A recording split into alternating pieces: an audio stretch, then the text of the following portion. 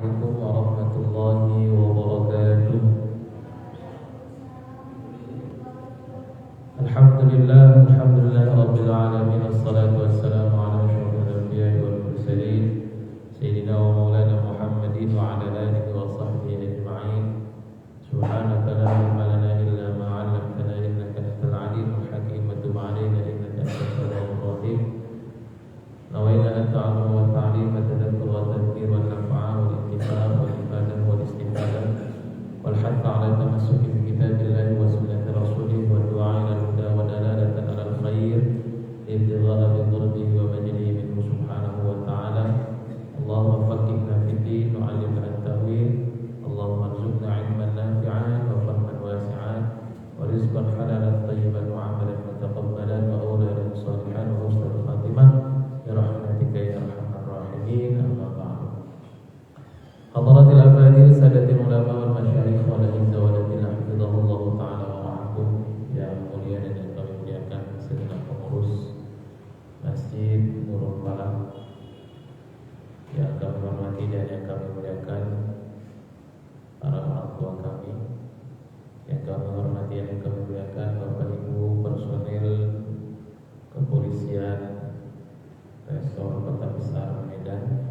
Mudah-mudahan kita semua selalu dan senantiasa berada dalam lindungan Allah Subhanahu wa taala. Amin ya rabbal alamin. Bersyukur kita kehadirat Allah Subhanahu wa taala. Alhamdulillah pada pagi hari yang mulia ini Allah Subhanahu wa taala masih memberikan kita hidup. Tak hanya hidup ya Pak, tapi alhamdulillah dalam keadaan sehat walafiat. Tak hanya sehat, tapi alhamdulillah masih diberikan nikmat iman dan Islam, sehingga kita bisa duduk berhadir di masjid yang sama-sama kita cintai dan kita muliakan ini untuk kegiatan rutin pengajian setiap Kamis pagi. Mudah-mudahan keringanan langkah Bapak Ibu untuk datang ke majelis ta'lim ini dicatat oleh Allah Subhanahu wa taala dapat memperberat timbangan kebaikan kita di akhirat kelak. Amin ya rabbal alamin. Shalawat dan salam tak lupa pula kita haturkan kehadiran alam baginda Rasulullah Muhammad sallallahu alaihi wasallam. Semoga dengan selalu dan senantiasa kita mengucapkan shalawat kepada beliau, kita termasuk golongan umat yang mendapatkan syafaatnya di yaumil qiyamah. Amin ya rabbal alamin. Bapak Ibu jemaah yang dimuliakan Allah Subhanahu wa taala, izinkan saya beberapa waktu ke depan menyampaikan sebuah hadis Rasulullah sallallahu alaihi wasallam. Hadisnya sudah masyhur nih Pak, sudah sering kita dengar. Mudah-mudahan bisa kita ambil hikmahnya. Mengambil referensi dari kitab Arba'in An-Nawawi, hadis ke-15. Beliau meriwayatkan An Abi Hurairah radhiyallahu anhu anna Rasulullah sallallahu alaihi wasallam qala man kana yu'minu billahi wal yawmil akhir falyakul khairan aw liyasmut. Diriwayatkan daripada Abu Hurairah radhiyallahu anhu bahwa Rasulullah sallallahu alaihi wasallam bersabda, barang siapa yang beriman kepada Allah Subhanahu wa taala dan kepada hari akhir, hendaklah ia berkata baik atau diam. Nah, ini kita sering dengar Pak. Ya Bu, sering dengar hadisnya. Siapa orang yang beriman kepada Allah dan hari akhir, kalau bisa berkata baik, kalau tidak mampu berkata baik, maka lebih baik diam. Ini sering masyhur, sering kita dengar. Sebelum memasuki hadisnya, saya tentu harus mengulas siapa periwayatnya. Yang meriwayatkannya ini adalah Abu Hurairah radhiyallahu anhu. Abu Hurairah itu nama aslinya Abdurrahman bin Sakhr. Dulu sebelum masuk Islam namanya Abdus Syams. Abdul itu hamba, Syamsun itu berarti matahari. Jadi hambanya matahari, itu nama asli dia. Begitu masuk Islam diganti oleh Rasulullah SAW menjadi Abdurrahman bin Sakhr. Kok jadi Abu Hurairah? Abu Hurairah ini nama laqab, julukan. Hirrun itu kucing, Hurairah itu kucing kecil. Abi namanya Abu atau Abi itu namanya bapak, jadi bapaknya kucing. Karena Abu Hurairah itu orang yang sayang sekali sama kucing, makanya laqabnya, julukannya Abu Hurairah, bapaknya kucing. Beliau masuk Islam itu sekitar tahun 7 Hijriah. Tahun 7 Hijriah. Beliau berasal dari Yaman, namanya Abdurrahman bin Sahr ad-Dusi. Dusi itu suatu daerah di Yaman. Nah, beliau termasuk salah satu periwayat hadis di antara para sahabat yang paling banyak meriwayatkan hadis. 5.378 hadis beliau riwayatkan. Di antara 7 sahabat Nabi, beliau yang paling banyak meriwayatkan hadis Nabi. Tetapi dia ini masuk di Islam itu di tahun ke-7 Hijriah. Sementara Rasulullah SAW meninggal tahun berapa Pak? 11 Hijriah.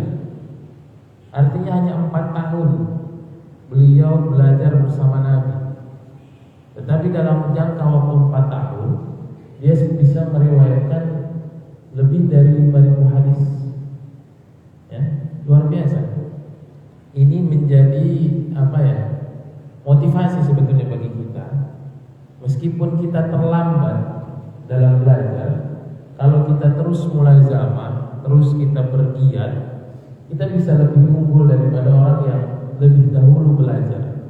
Artinya meskipun kita di usia senja, di usia akhir, di usia kita sudah di atas 40-50 tahun, kalau kita terus semangat belajar menuntut ilmu, maka kita akan berhasil itu Pak. Contohnya Abu Hurairah, meskipun hanya 4 tahun beliau belajar bersama Nabi, tetapi dia mampu menjadi orang yang paling banyak meriwayatkan hadis Rasulullah SAW.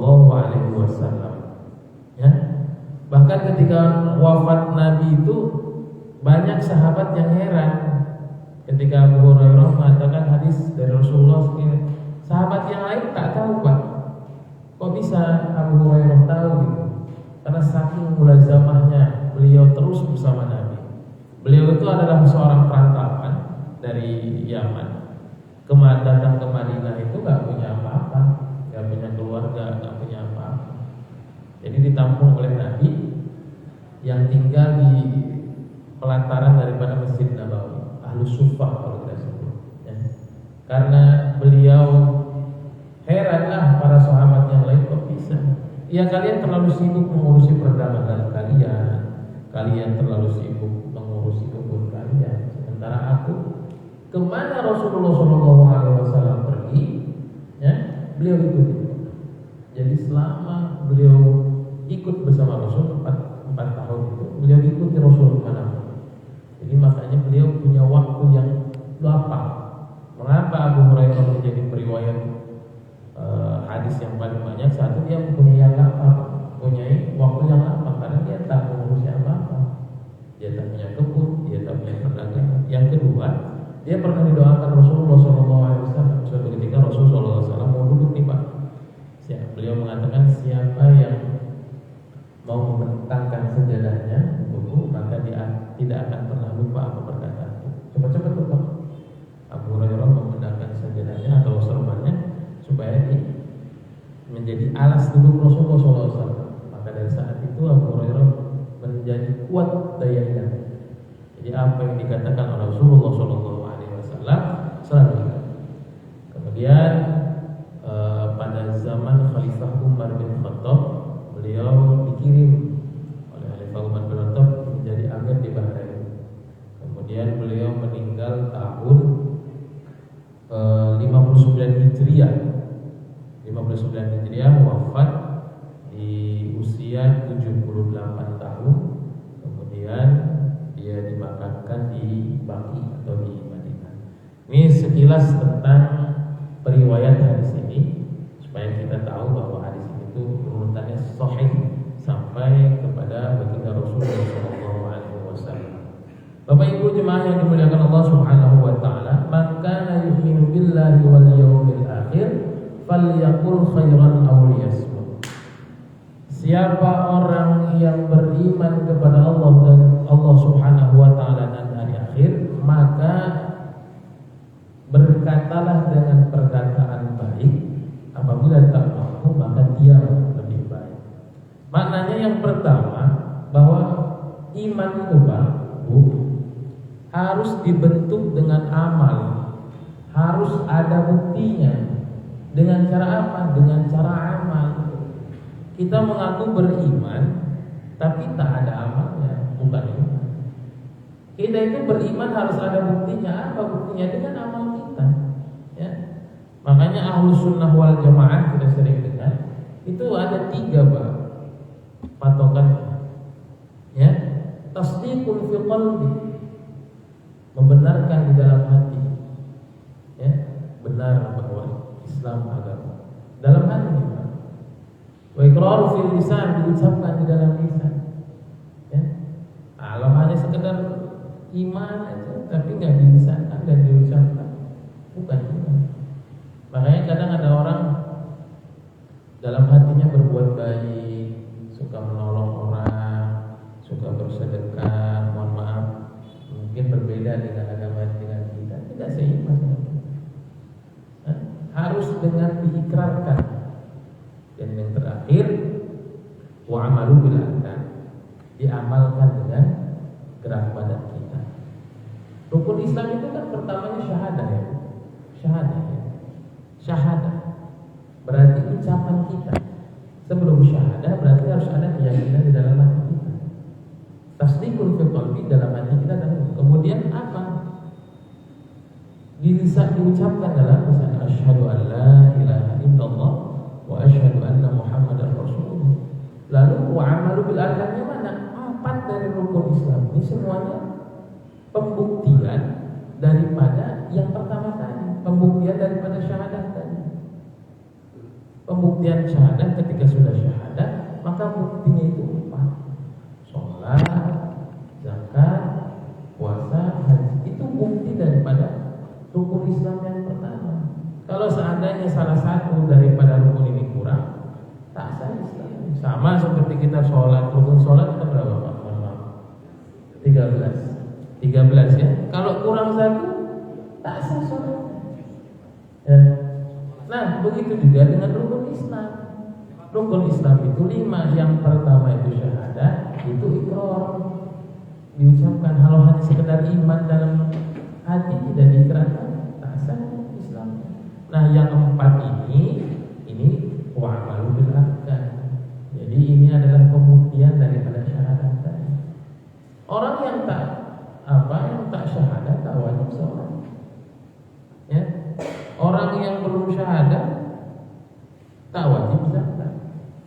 Orang yang belum syahadah tak wajib puasa. Orang yang belum syahadah tak wajib haji.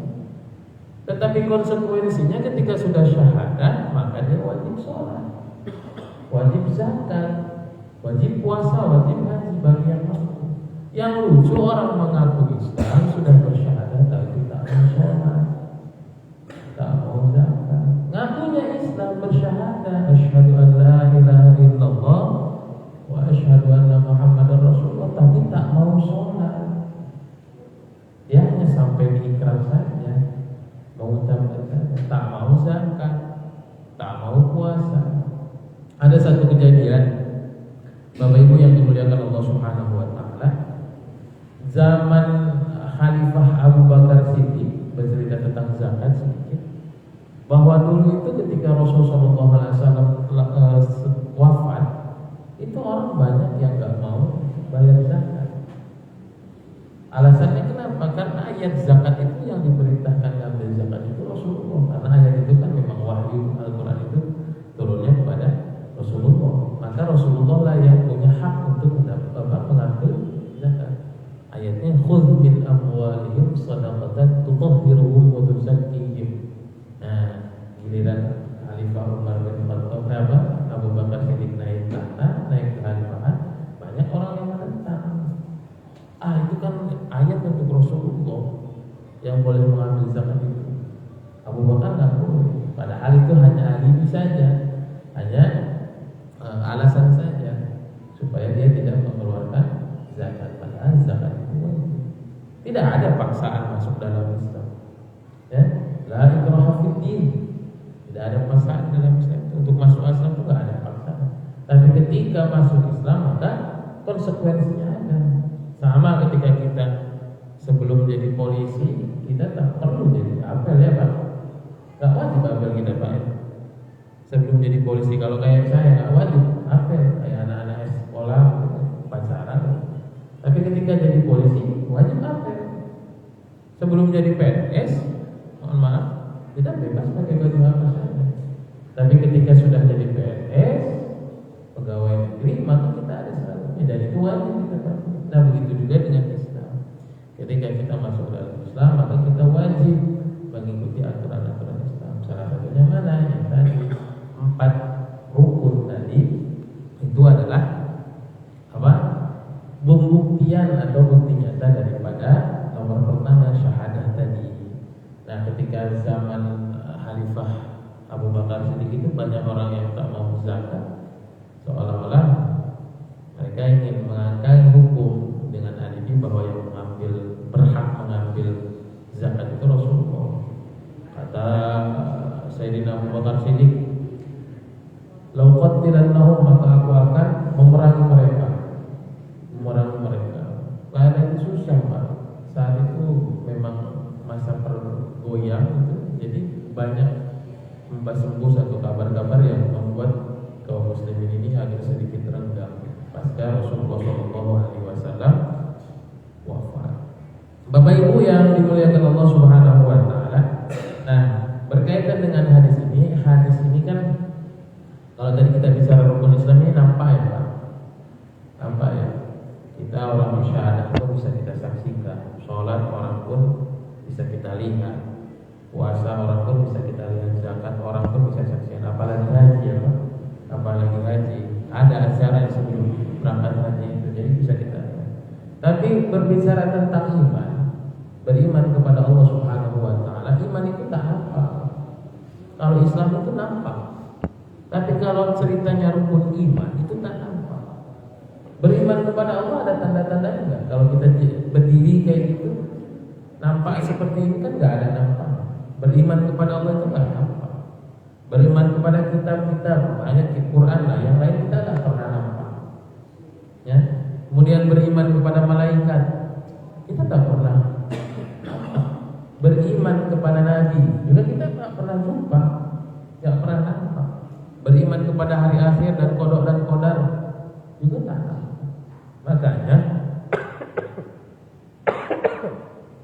keimanan yang tak nampak tadi diukurlah dengan sesuatu yang nampak.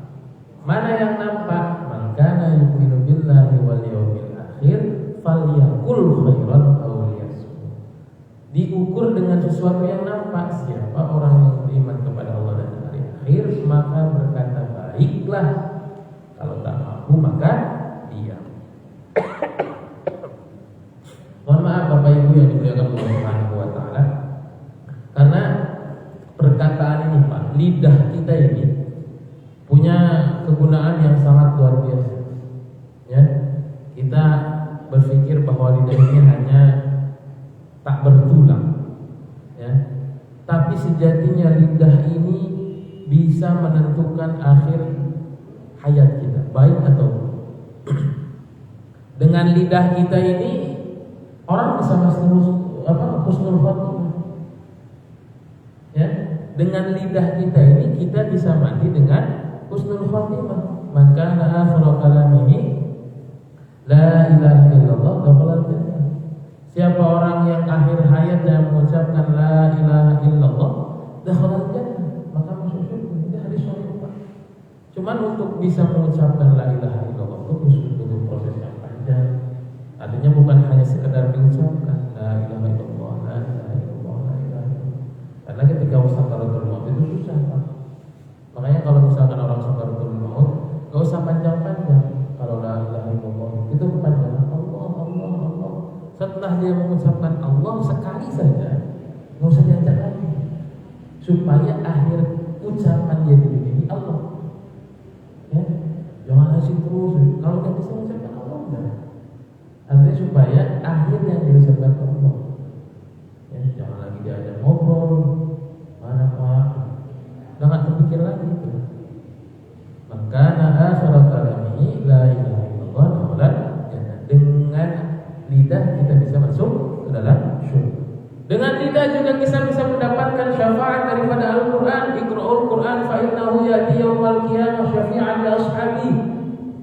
Bacalah olehmu Al-Quran, ya, karena sesungguhnya Al-Quran akan memberikan syafaat di yaumil qiyamah kepada orang yang membacanya.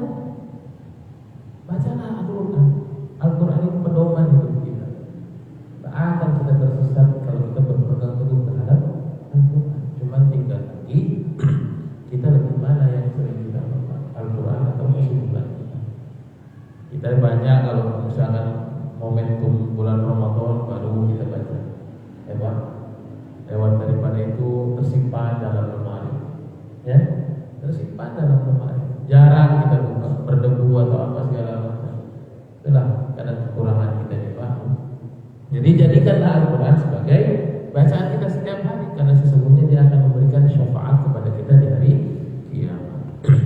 Karena lisan kita bisa dekat dengan Nabi.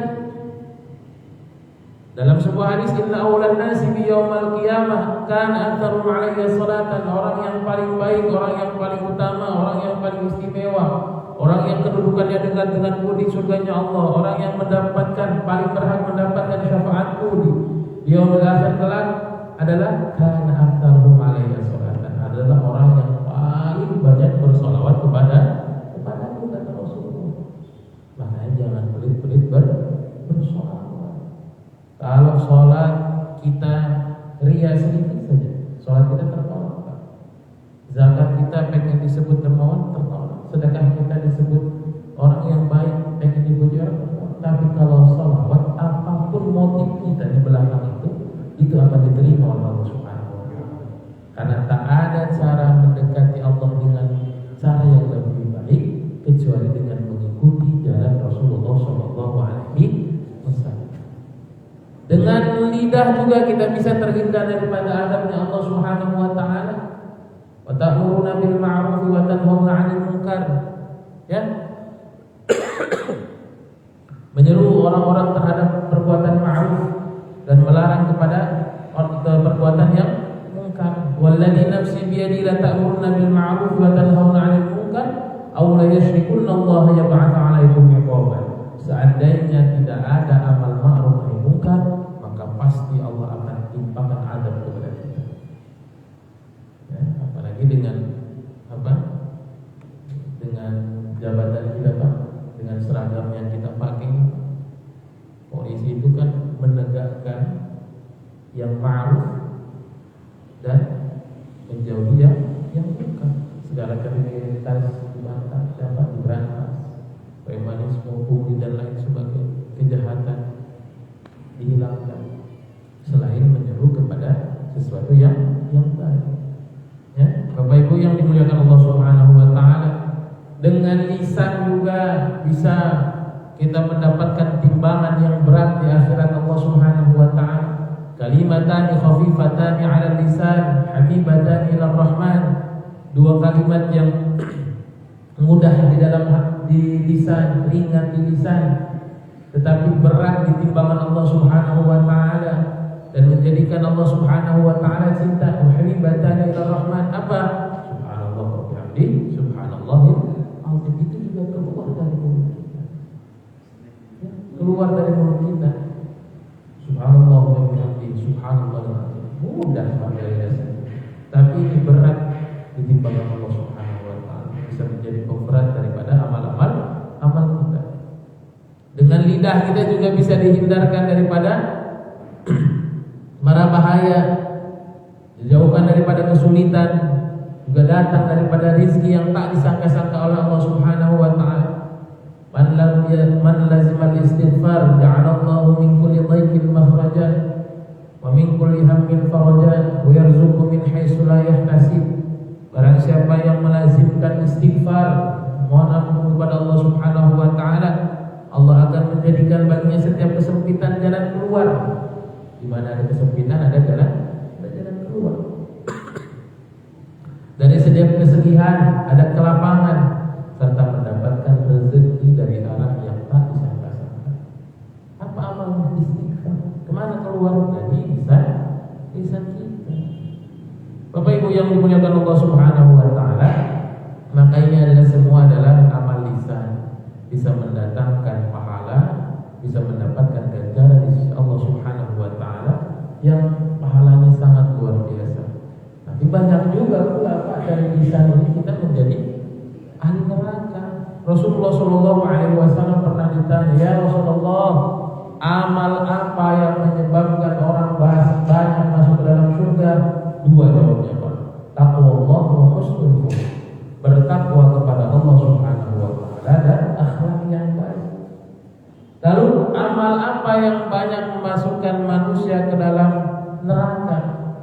Apa? Al-fam wal farji. Al-fam artinya mulut, wal farji artinya kemaluan yang bermakna berzina. Orang yang tidak bisa jaga mulut, yang bisa jaga kemaluan, itu menjadi sebab terbesar banyaknya manusia masuk ke dalam neraka Allah Subhanahu wa taala. Suatu ketika ada satu kisah Luqmanul Hakim. Luqmanul Hakim itu orang biasa saja, bukan nabi, bukan rasul, tetapi dia punya kelebihan. Namanya itu dicatat oleh Allah Subhanahu wa taala menjadi salah satu nama dari surah yang ada di dalam Al-Qur'an. Juz 21 namanya surah Luqman. Luqman ini seorang pengembala kambing. Diperintahkan oleh majikan, wahai Luqman, kemarilah engkau. Aku perintahkan engkau ambil satu ekor kambing, lalu ambillah bagian terbaik dari kambing tersebut. Disembelih atau apa? Disembelih kambing tersebut. Lalu apa yang diambil? Sepotong lidah dan hati. Kemudian datang perintah yang kedua, Luqman, ambil lagi satu ekor kambing itu. Kali ini berikan kepadaku bagian yang terburuk dari kambing tersebut. Kembali Luqman mengambil lidah dan hati. Ditanya sama majikannya, ini apa yang maksudnya? Disuruh ngambil yang terbaik, kau masih kasih aku lidah dan hati. Disuruh ngambil yang terburuk, engkau pula berikan aku lidah dan hati. Apa maksudnya? Sama-sama ini kan? Kata Luqmanul Hakim, ya wahai tuanku, sejatinya ini adalah tafsir, perumpamaan bagi manusia yang mampu menjaga lisan dan hatinya, maka lisan dan hati ini menjadi bagian yang terbaik daripada orang tersebut. Dan begitu pula sebaliknya, apabila tak mampu menjaga lisan dan hatinya, maka lisan dan hatinya inilah menjadi bagian yang terburuk daripada orang tersebut. Jadi baik buruknya manusia bisa ditentukan daripada lisan. Ya, lisan ini bisa Pak, memang tak bertulang, tapi memang betul lisan ini bisa setajam pedang. Ya, banyak daripada kejadian daripada lisan itu bisa menenggelamkan kita dalam kemaksiatan kepada Allah Subhanahu wa taala. Sebagai sedikit contoh, karena lisan juga aja kita bisa memakai bangkai saudara kita. Ayuhibbu ahadukum ayyakula lahma akhihi maitan fakarihtumuhu. Apakah kamu mau memakan bangkai saudara? Apa? Ghibah. Ghibah dan fitnah itu ceritanya gini. Apabila sesuatu yang diceritakan membuat orang lain tak senang, padahal itu kenyataan, itu ghibah. Itu ghibah. Kemudian apabila tidak betul, artinya hanya dikatakan, itu fitnah. Itu fitnah.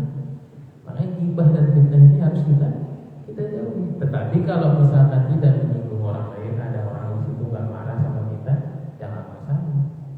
Tapi yang namanya diceritai, jangan Pak, kadang kurang enak hati kita.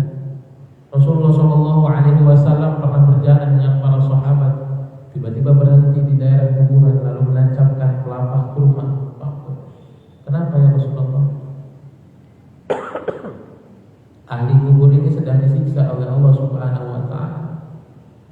Ya, fakana yamshi bin namimah, karena dahulu dia sering namimah. Namimahnya apa? Adu domba. Si A dan si B cerita sama si B. Ceritakan sama si C. Sama si B tadi disampaikan sama si C. Apa yang dibilang sama si A tadi? Si A cerita sama si B tentang si C cerita sama si B tentang si A. Disampaikan apa yang dibilang si C itu sama si akan begaduh, yang disebut dengan namimah. Makanya namimah itu susah, Pak. Namimah, mengadu domba, termasuk sesuatu dosa besar selain daripada al-yamin, apa sumpah palsu. Sumpah palsu keluar dari mulut kita juga. Kata si A, oh begini, padahal cuma cerita, disampaikan. Banyak sekarang Pak kejadian kayak gitu. Ya, cerita malah disampaikan. Justru orang yang mendapatkan keutamaan di sisi Allah Subhanahu wa taala adalah orang yang mendamaikan kedua belah pihak yang berseteru. Bahkan dalam sebuah asnaf daripada zakat itu, gharimin itu orang yang berhutang. Hutangnya untuk apa? Mendamaikan dua kubu yang berselisih. Dia mengeluarkan uang sehingga berhutang, wajib kita bantu dengan zakat. Termasuk bagian orang daripada yang mendapatkan zakat adalah gharimin. Dengan harta dia mendamaikan dua pihak yang berselisih, hartanya kita harus bayar tempat kalau dia berhutang. Kita bantu. Ya. Amal dengan lisan kita juga bisa habis. Amal kita itu bisa habis hanya dengan kata lisan kita. Man sama'a sama'allahu, siapa orang yang mendengarkan amalannya, niscaya Allah akan memperdengarkan bahwa amalan itu bukan karena Allah Subhanahu wa taala. Disebut-sebut, ya, disebut-sebut. Kalau misalkan kita amal, misalkan ke masjid, Bapak pulang infak 500.000, Bapak pulang infak 1 juta, Bapak pulang infak 500.000. Kalau orang lain yang mengumumkan, tak masalah. Tapi kalau ada terbesit di hati kita, wah itu godaan setan. Misalkan nama kita disebutkan nominalnya sekian, wah juga rupanya. Nah itu kebisan, itu bisikan setan. Tapi kalau orang lain yang menyebutkan, tak apa-apa. Ini yang kadang kita yang menyebutkan sendiri. Baru siap baca Quran 2 juz, selfie update status. Alhamdulillah sudah selesai 2 juz. Ini supaya apa? Supaya didengarkan orang-orang lain, supaya dilihat oleh orang lain.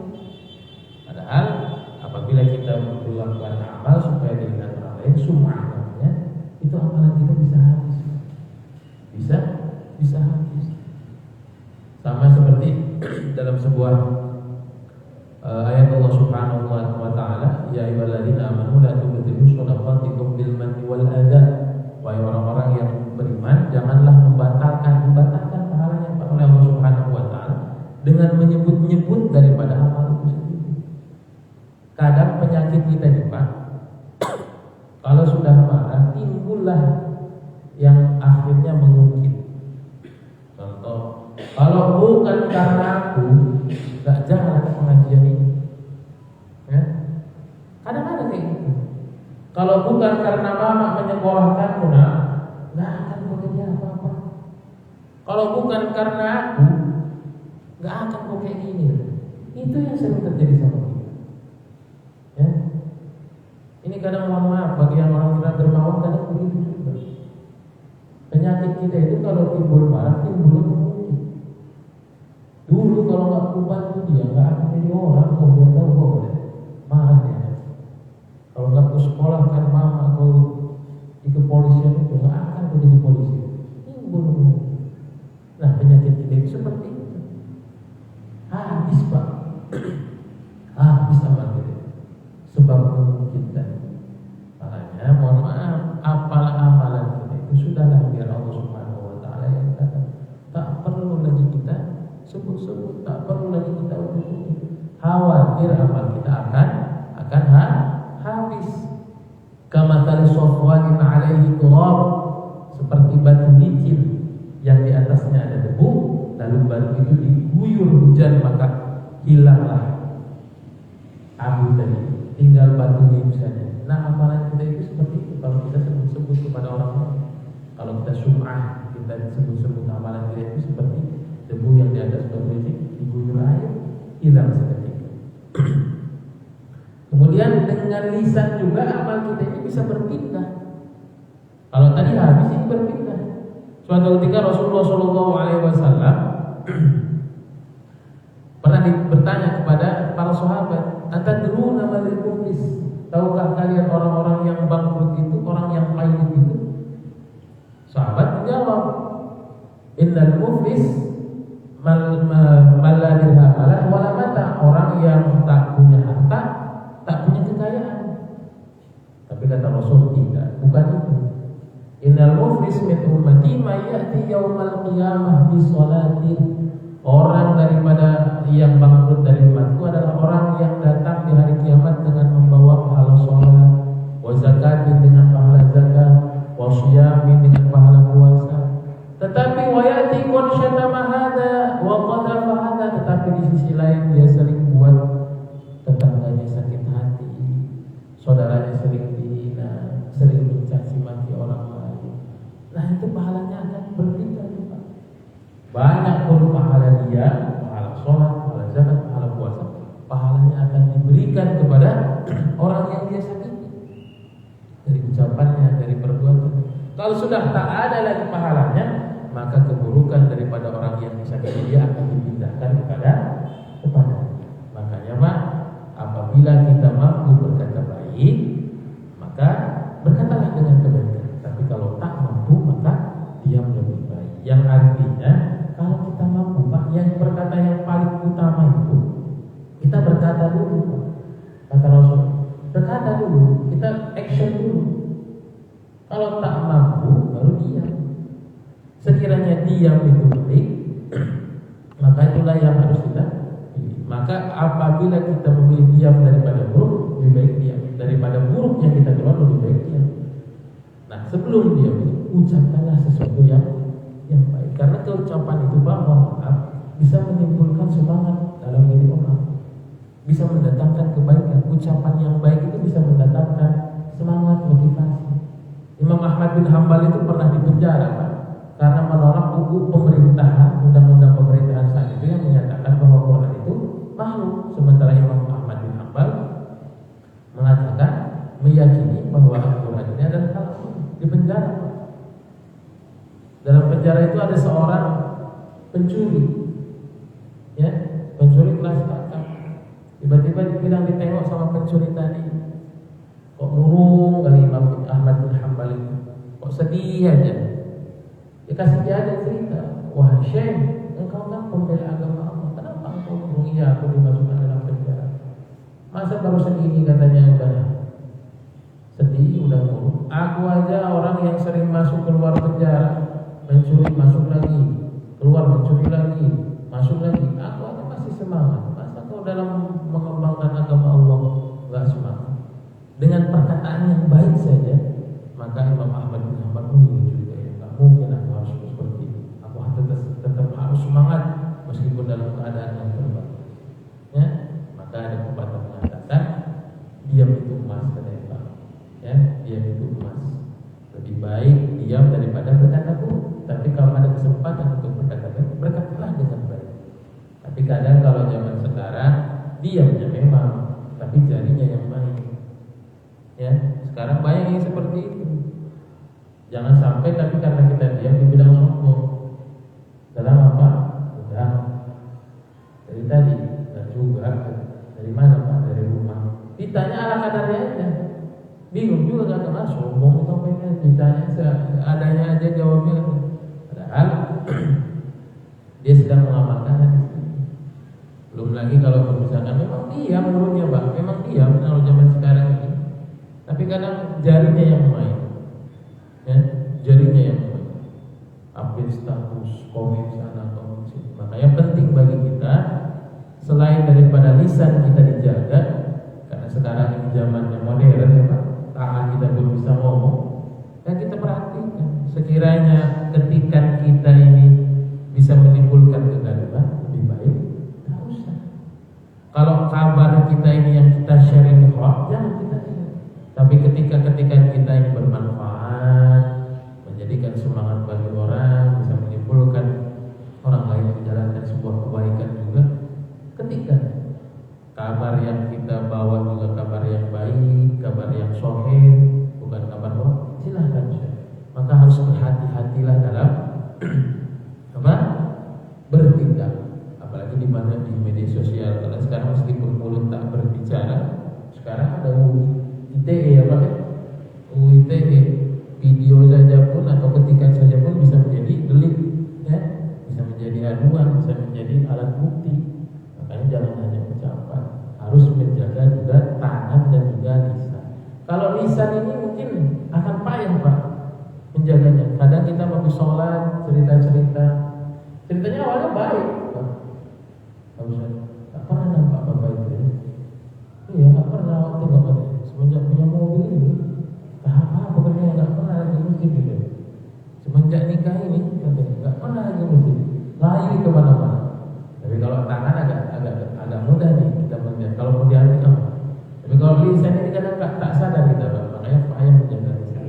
Al-muslimu man salimal muslimuna min lisanihi wa yadihi. Muslim yang paling utama kata Rasulullah adalah manakala muslim yang lainnya merasa aman, merasa nyaman, merasa selamat daripada keburukan lisan dan tangannya. Termasuk daripada seseorang yang dirindukan surga Allah Subhanahu wa taala adalah muhafizul lisan, orang yang senantiasa menjaga lisannya. Bapak Ibu jemaah yang dimuliakan Allah Subhanahu wa taala, mungkin ini saja pertemuan kita pada pagi hari ini. Sebetulnya panjang nih Pak, ada 3 poin dari hadis ini. Mana alhamdulillah bisa kita selesaikan 1 poin ini. Mudah-mudahan ada kesempatan kita di lain waktu untuk meneruskan ke poin yang kedua dan poin yang ketiga. Bapak Ibu jemaah yang dimuliakan Allah Subhanahu wa taala, mudah-mudahan apa yang kita dengarkan pada pagi hari ini bisa menjadi pembenaran ilmu bagi kita, bisa menjadi stimulus bahwa kita dalam hati-hati berbicara. Sekali lagi, apabila kita mampu berbicara dengan baik, bakal berbicara. Tapi ketika kita tak mampu berbicara dengan perkataan yang baik, maka diam adalah lebih baik. Karena diam sejatinya mengistirahatkan malaikat untuk tidak terus-menerus menulis mencatat daripada keburukan kita. Mudah-mudahan hadirnya kita di majlis yang mulia ini mendatangkan rahmat dan ridha Allah Subhanahu wa taala, dan kita semua dipandang ridha oleh baginda Rasulullah Muhammad sallallahu alaihi wasallam. Demikian yang dapat disampaikan. Lebih kurang mohon maaf. Sebelum kita tutup, kita doa terlebih dahulu. A'udzubillahi minasyaitonir rajim. Bismillahirrahmanirrahim. Alhamdulillahirabbil alamin. Wassalatu wassalamu ala asyrofil anbiya'i wal mursalin sayyidina wa maulana Muhammadin wa ala alihi washabbihi ajmain. Allahumma ij'al jam'ana hadza jam'an marhuma wa tafarraqana min ba'dihi tafarruqan ma'suma wahdina ya Allah shiratan mustaqima. Rabbana zalamna anfusana wa in lam taghfir lana wa tarhamna lanakunanna minal khasirin. Rabbana 'alaika tawakkalna wa ilaika anabna wa ilaikal masir. Rabbana atina fid dunya hasanah wa fil akhirati hasanah wa qina adzabannar. Walhamdulillahi rabbil alamin. Demikian yang dapat disampaikan.